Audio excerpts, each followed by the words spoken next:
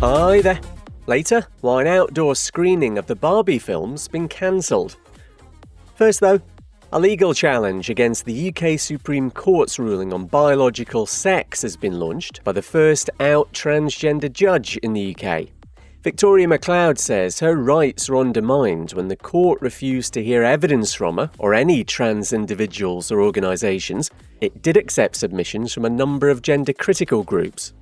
April's ruling that transgender women aren't women affects the use of public toilets. Victoria outlines one of the many repercussions. You're married, you've got a kid, you've been working in a company for maybe 10, 15 years. Nobody knows that you're trans, you're just female or whatever, or male. Now, in front of clients, friends, colleagues, you must be outed.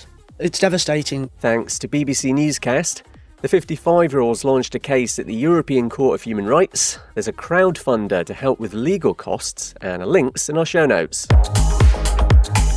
An outdoor screening of the Barbie film has been rescheduled in Paris due to threats from bigots saying it promotes homosexuality, which it doesn't. A gang of up to 15 men showed up just before the event, saying they were going to destroy the equipment and being aggressive to council workers. The mayor of Noisy-le-Sec pushing back on what he sees as fundamentalism, whilst also criticising the online Islamophobic hatred this has led to. And a same-sex couple's got legal recognition in Lithuania for the first time. That's despite a ban on gay marriage in the Baltic country's constitution, while same-sex relationships can't be recorded as civil partnerships under the Civil Code. Vilnius City District Courts backed a case brought by two lesbians, so the state now has to find a way to register the relationship. No time to tell you that. Two gay actors have got married on stage in front of an audience at the Edinburgh Fringe Festival. Linus Karp and Joseph Martin have been together 10 years. Hi there. Later, why a transgender schoolteacher's become a lord. First though, a bigoted hate-monger who's been harassing a trans woman in Australia has failed in her appeal against a restraining order. Activist Kirralie Smith was targeting New South Wales soccer player Stephanie Blanche online, calling her the bloke in the frock and repeatedly misgendering her. An apprehended violence order was slapped on Smith last year in response to what a judge described as a sustained campaign of belittling, harassment and intimidation. Alexa, play right-wing anti-trans victimhood. Right from the outset, everyone in court except me referred to this male as she, her, miss. So I don't know how you get a fair hearing, when the evidence and the facts are so easily disregarded. The bottom line is I haven't met this person. I haven't directed anything toward him. I have no ill feelings toward him whatsoever. Smith runs the anti-trans organisation Binary Australia, which used to campaign against same-sex marriage. This year's Polari Prize for LGBTQ+ literature is off, follows an outcry of a gay anti-transgender author John Boyne making the long list. 16 other nominees and 2 judges withdrew in protest. More than 800 writers and publishing industry people called for the removal of the self-described TERF, or trans exclusionary radical feminist. Polari Prize organisers say they condemn all forms of transphobia and the event's paused while a review takes place. And a transgender schoolteacher's gotten very creative, trying to circumnavigate a US state's ban on respecting his male pronouns. A law in Florida means Toby Tobin's got to be addressed as Miss in the classroom, so he bought a small plot of land in Scotland to secure the title of Lord Toby Tobin. The school district's not having that, so the 30-year-old's now suing. He's also become Minister Toby Tobin and Count Toby Tobin because he's an absolute ruddy legend. No time to tell you that. A Texas university's lost a court case trying to ban students' charity drag shows. And Heartstopper creator Alice Oseman says the movie's finale is a bit different from the books it's based on. Kit Connor, who plays Nick Nelson, reckons the film features quite a steamy scene. Maybe Nick and Charlie are doing some ironing. Hi there. Later, the park ranger fired for being a transgender ally. First though, America's first out gay imam, Dai Abdullah, has died at the age of 71.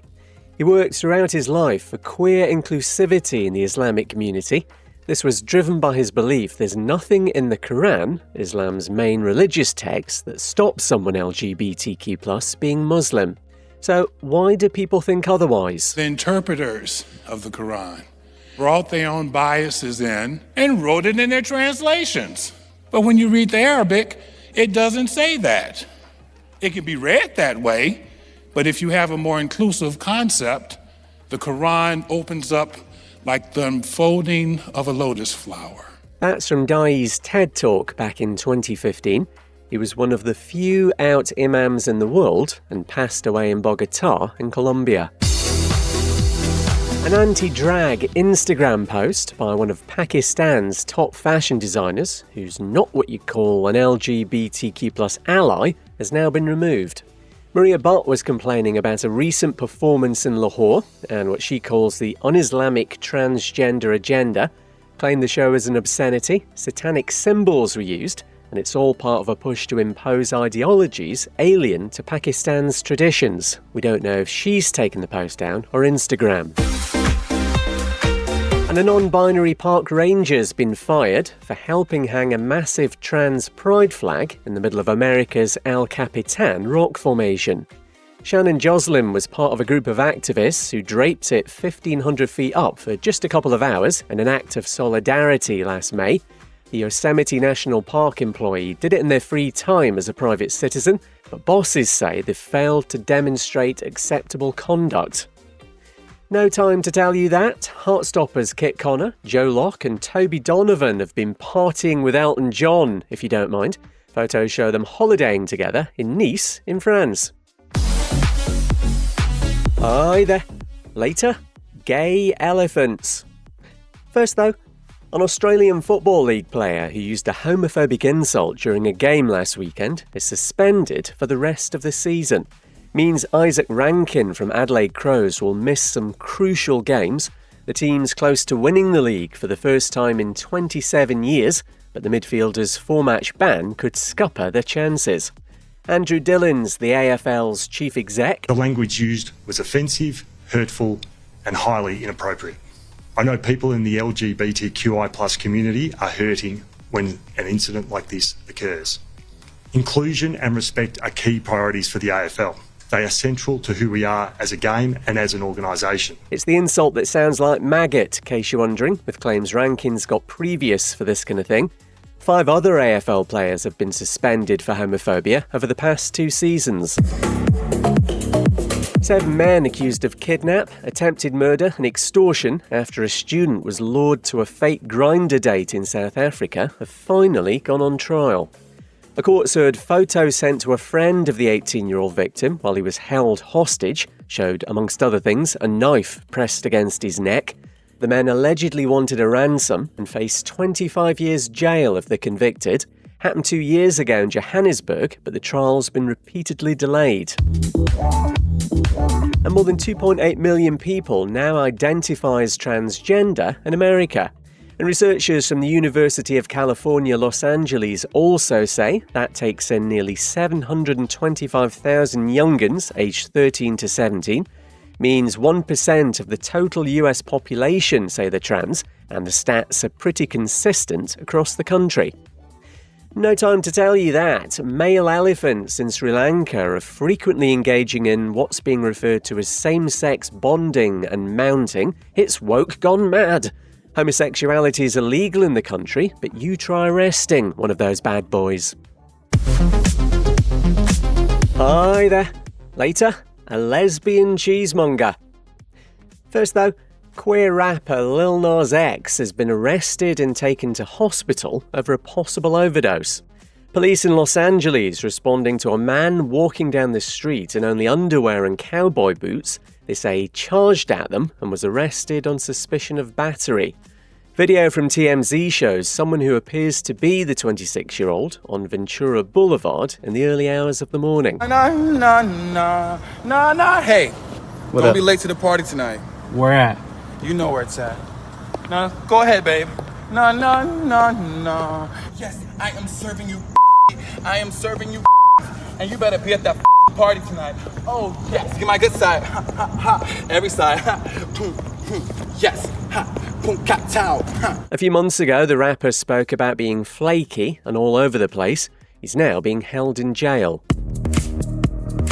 The Instagram account of an LGBTQ+ advocacy organisation in Turkey has been blocked in the country.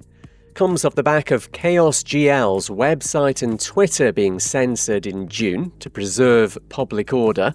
The organisation's been around since 1994. Turkey's in the bottom 3 countries in Europe when it comes to queer rights.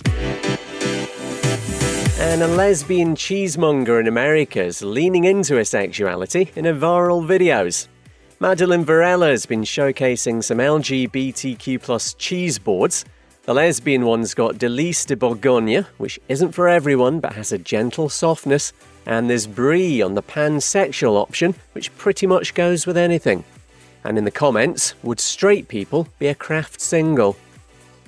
No time to tell you that. Nelly Furtado headlines the UK's Manchester Pride this weekend. Also performing, you've got Ollie Alexander, Sister Sledge, and Bewitched. Get in touch on our socials. We're at Pride Daily Pod. I'm Kev McGraw. See you next week.